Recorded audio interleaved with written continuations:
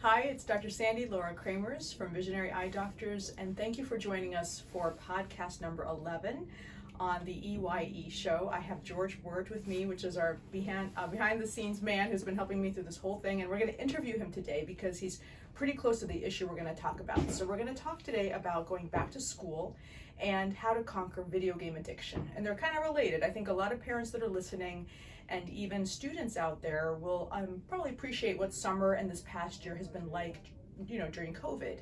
So a lot of parents have been telling me their kids have been on screens, record number of hours per day, teachers, parents, all of us. And especially during COVID when we were kind of quarantining, what can you do inside your house? How boring does it get when you keep seeing the same people over and over? Video games were this incredible outlet for a lot of people, including parents. So I want to start off telling two stories. One's a joke, actually, which I'm not great at telling jokes, but this is related, and I think it's kind of funny. It's actually my favorite joke of the week.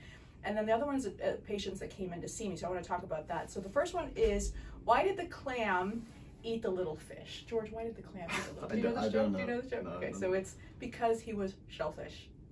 You're supposed to laugh. That was good. Anyway, but the idea is that, this idea of why do we get into addictions like video games or any addiction? And ultimately it is from selfishness, because you're wanting to be kind of excited and happy and reward yourself. And it can be very difficult to break any addiction, specifically ones that reward you so quickly like video games. So what we're going to do first is talk about the top 5 things you can do, 5 or 6 things you can do for your child that's going back to school, whether it's your elementary school child or your college kid, right? You're in college. Yeah, so what do you do as a student, and what can you do for your kids if you're a parent? And then we'll tell one story a little bit in there about a patient that I met this week. And then we'll talk a little bit about how to conquer video addiction, or any addiction for that matter, which is not easy for anybody, of course. So the first thing you want to think about when you're thinking about, what can you do for your child? Well, the best thing, of course, is getting good sleep. And sleep is crucial, as you know. That's your time for your body, your eyes. Every cell in your body can recover with good sleep. And there's good sleeping habits. We've heard about them before. Things like really not allowing videos in your bedroom, which is so difficult for all of us. We all use our phones as alarms. We're too lazy, too cheap, whatever it is, too busy to buy an alarm clock. And so we put them next to our bed.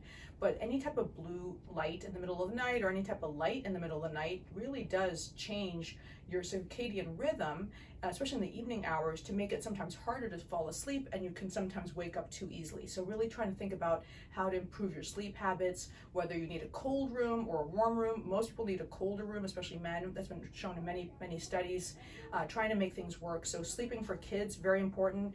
Going to bed early. The adage, early to bed, early to rise, makes a man healthy, wealthy, and wise, is now being shown with data. So it's kind of cool. And so think about that for children. Second is good eating habits.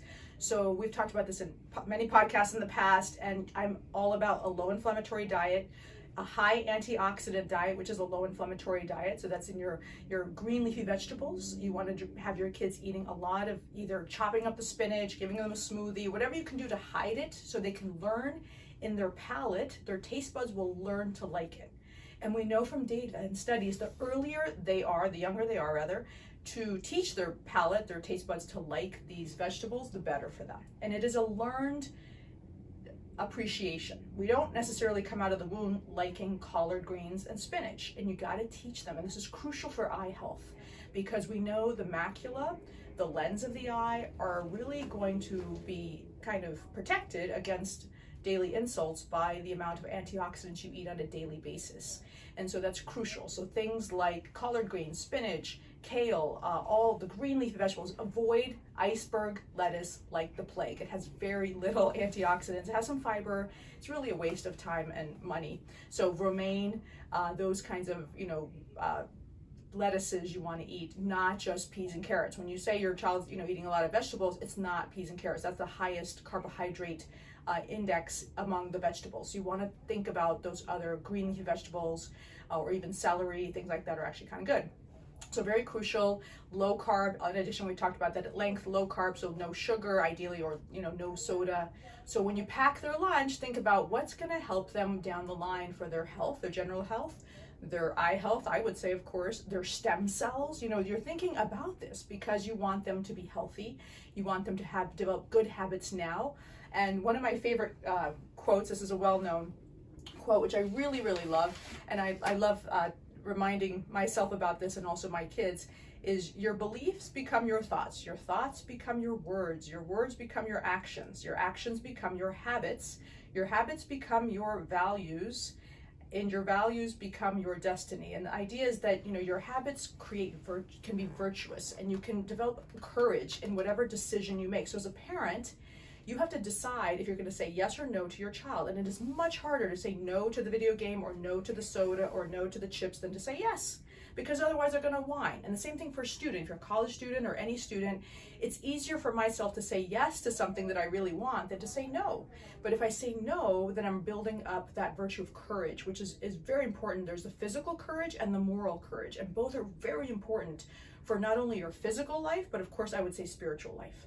So very important to say no to yourself as often as you can, because it does make you a stronger person, both physically and spiritually. We talk about all the time with the Olympics just finishing this summer, how these athletes were really saying a lot, you know, struggling, really enduring pain and suffering to get what they wanted. And so they're constantly saying no to themselves. I'm sure that a lot of them wanted to go play with their friends or go see a movie, and they said no because they knew they had this higher goal. And so as a parent, you got to think about what is your goal for your child this year, let's say this week, this year, and then of course for their life. And as a student, the same thing. What is your goal for this year? What is your goal for this year, George?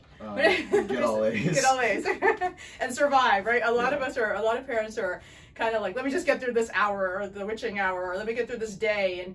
But at some point when things kind of get a little bit more calm, you will have that bigger vision of what you can do, and you want to arm your child or yourself with the best tools possible. And I would say, obviously, you know, on this physical realm, having the best stem cells you can have, and that's all about a good sleep pattern, a good diet.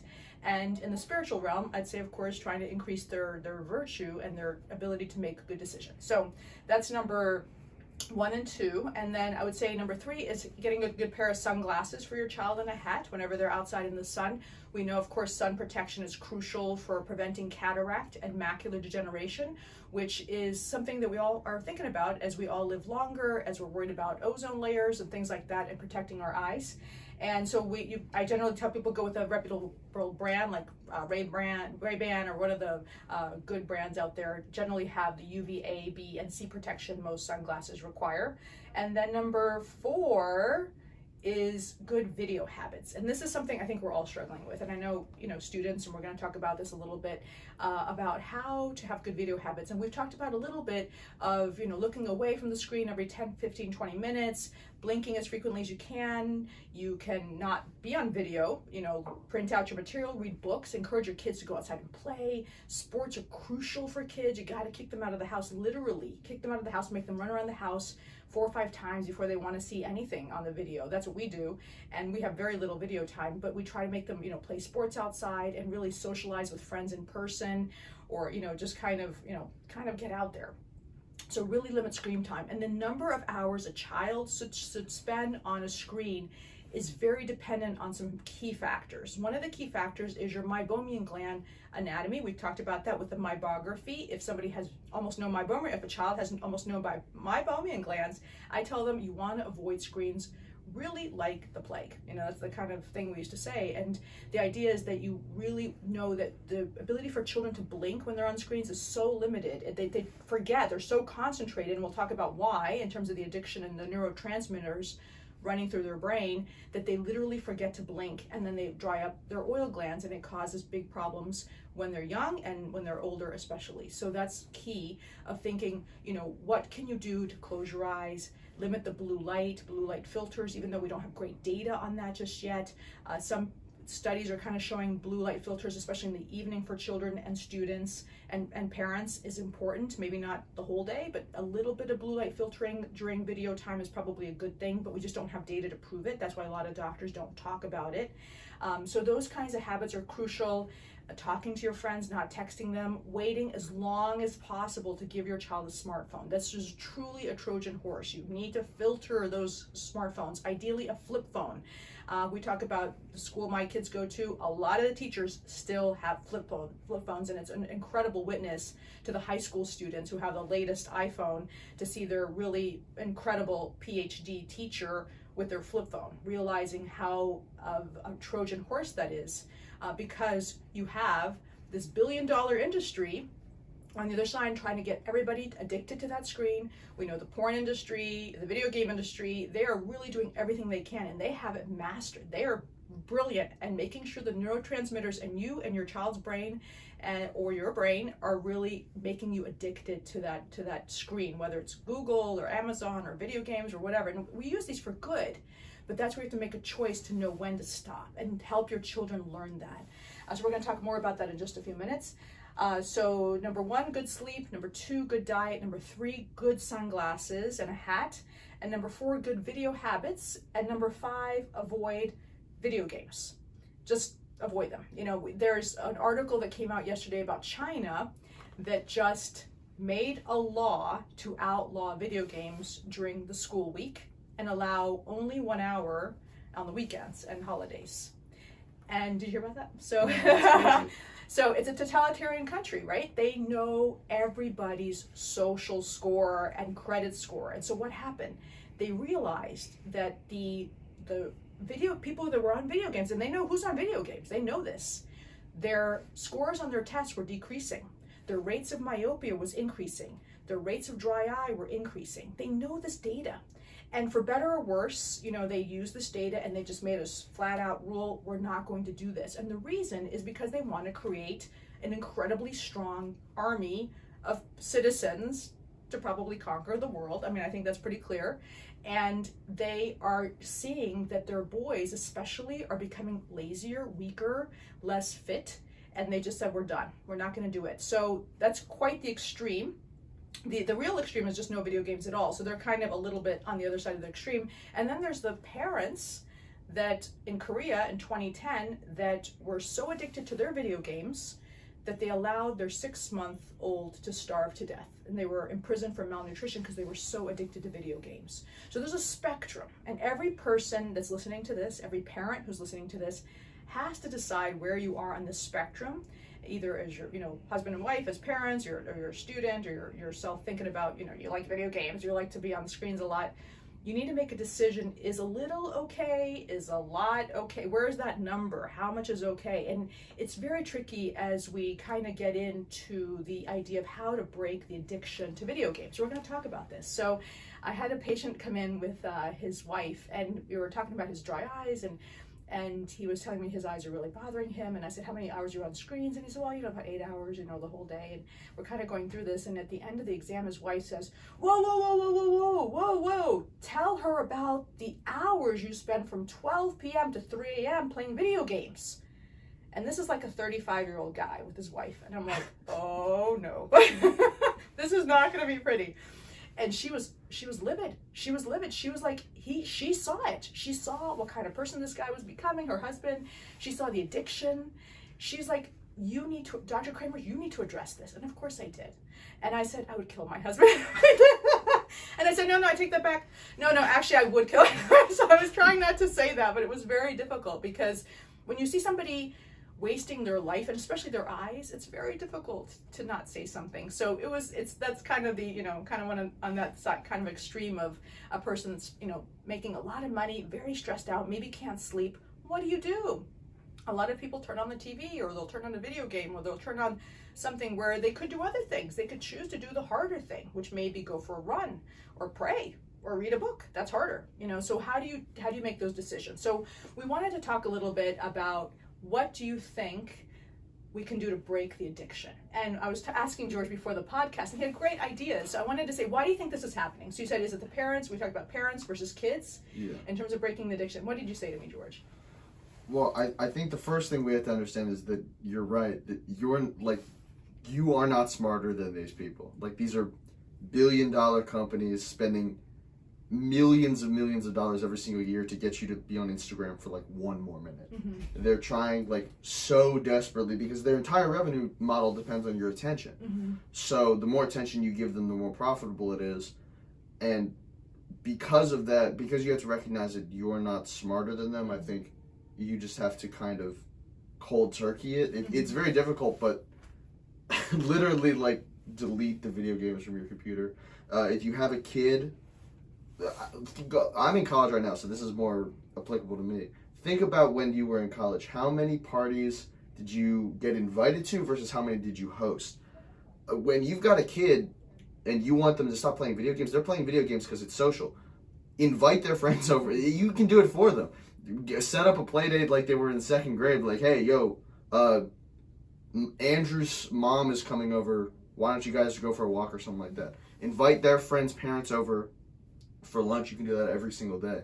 And now it was different during COVID, but you really have to get out of the house. I think right now prisoners get more outdoor time than children. Because prisoners are mandated, I think, at least 2 hours outdoor every day, and the average kid gets outside less than that. That's criminal. It's literally, it's very criminal. tough.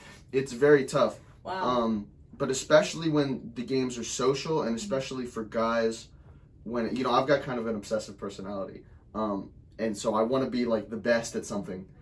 And it's tough when video games present kind of like the only real outlet that guys have left to be competitive, where there's a solid winner and a loser, where you can state objectively your score. Chess is kind of like that. It's got a rating. There's always a winner and a loser. And so I love playing chess because it's like that. And a lot of guys are like that. So if you've got a kid that's, you know, obsessive like that, sign them up for the gym, because that's got objective numbers and it's fun to do, especially if you go with friends. Sign them up for judo, for MMA. It's tough. My mom didn't want to do that for the longest time because she was like, I don't want to see my kid getting hurt. I think one of the MMA guys, Khabib, just got, his mom like told him to stop, and he was like, okay. But there is a certain level of aggression and competitiveness that you want in your kids because it helps them fight the world, and you've got to be able to do that as a parent. And you mentioned street fighting. We should go back to street fighting. We should go back to street I said that off the podcast. That's not on record. But I mean, like, yeah, as kids, we fought. We've, like, threw stuff at each other, and it's fun to do. It's not as harmful. I mean, like... It's a very boy thing. It's a very... Yeah. It's kind of a boy thing. But, yeah, I think it's good to... competition is good. And video games are kind of the only outlet for that. But the problem is they're never ending. So what do you do with a friend who's addicted to video games in college? I mean, do you have any? Yeah, I mean, I have a couple that really like playing video games. Do you think it's an addiction for them? Probably, yeah. So what happens is they'll work all day, homework, and then this guy works 2 jobs. And then he'll come home and from midnight to 3 a.m. play video games. Gosh. It's tough. It's tough. The way we circumvent that sometimes, I mean, like, I'm not this guy's parent, so I don't really do a whole lot. But, like, we'll just have conversations instead of play video games. Invite some friends over, and we're all like... They're dragging him out. Yeah, we're dragging him out a little bit. We're all like philosophy majors, theology majors, stuff like that, business. So we'll have those kind of like conversations instead of playing video games. I think that's... It's the same kind of competition because you're fighting over ideas, but there's a solid start and end point. There's something called... Every app has this now. It's called infinite scroll. Okay. Where, like, Instagram doesn't stop scrolling. TikTok doesn't stop scrolling. And as a human being, you want to reach the bottom of something. Oh, interesting. You want to end something. Video games don't end. Right. That's a good point. That's a very good point. You'll never be... Chances are, statistically, you will never be the greatest League of Legends player. You'll never be the greatest Fortnite player. You'll never reach the end of TikTok or Instagram. And so you just literally have to recognize, like, they're smarter than you. You just delete it. You're never going to win. You're never going to get to the end. And it's tough. Great. Thank you. Yeah. So I think that's very helpful, George. Thank you. So from the medical point of view, we know that there are 3 key neurotransmitters with any addiction. And this is where a parent and a person has to decide to kind of understand. And we talk to our children about what you just said. It's us against them. Like, this company is making billions of dollars trying to get you addicted to the video, the porn, whatever it is, and you are a pawn. And nobody, I mean, at least my boys do not want to be a pawn in anybody's game. They want to be the leader. They want to be like the, the mover and the shaker. And so you can maybe, depending on your child's personality, help them understand how they can conquer that by not giving into that, like not just saying yes to somebody else making billions of dollars off sacrificing their eyes, their brain, their soul. And you can talk about that. So that's very helpful, because there are 3 chemicals, the neurotransmitters, that flood the brain anytime you do something pleasurable, whether it is, video games or eating food or whatever that's good and bad. And some of them are very, very good. These are beautiful neurotransmitters, but if they're excessive, they can be used for evil, or I'd say bad stuff, not necessarily. We won't go into the moral component right now, but the first one is dopamine. Dopamine is your motivation, your ability to kind of, your fight and flight response, your ability to kind of want to do things and move and have action and stuff. And that is flooding the brain anytime you're on a video game, anytime you're watching a movie or a TV. Serotonin is that wonderful hormone that makes you feel very happy when you've done something, or you have a beautiful, delicious chocolate cake or carbohydrate or blondie, which is my favorite. You just feel this delicious, amazing feeling. It brings back your memories and everything of what you felt.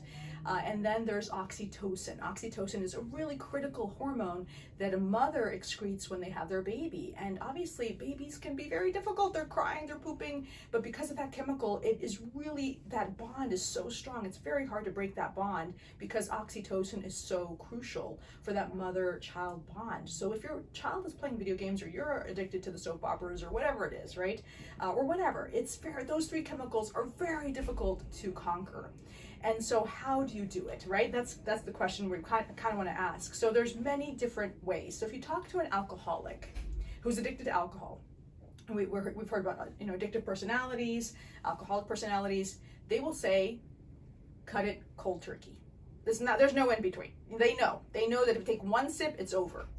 And so for video games, that's where you have to make that decision. For some children, some people with any addiction, it's going to be cutting it cold turkey, and it's very painful, very painful. There's going to be a withdrawal process, but ultimately it's the right thing to do.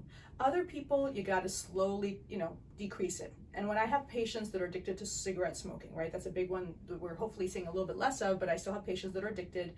And I say to them, I have 2 types of patients, and of course there's a range, but my 2 key patients is I tell them, you can clearly tell there's some issues going on in the eye, smoking is not helping, you have macular degeneration or whatever it may be.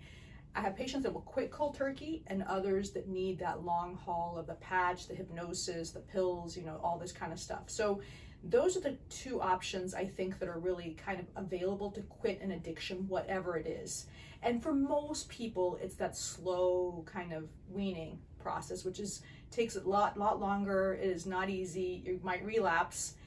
But you're kind of move, and you need help. You need friends to help you through this addiction. And because there's a whole array of addictions, not just video game addictions, but it's important to teach and arm your children and yourself with this data so you can understand that is you against them. You can control your addictions. It's sometimes very difficult. You need help. And I say always pray. Sometimes you need, I think, supernatural help in some of these things. But we know chemically there are 3 chemicals that are there that are really trying to bind you and make you attached to those addictions. So keep that in mind. So just to recap, the things going back to school after a really long year of COVID for a lot of students, don't forget about the number 1, good sleep. Number 2, good diet habits. Number 3, good sunglasses and hat when you're in the sun. Number 4, good video habits. So really trying to minimize your screen time.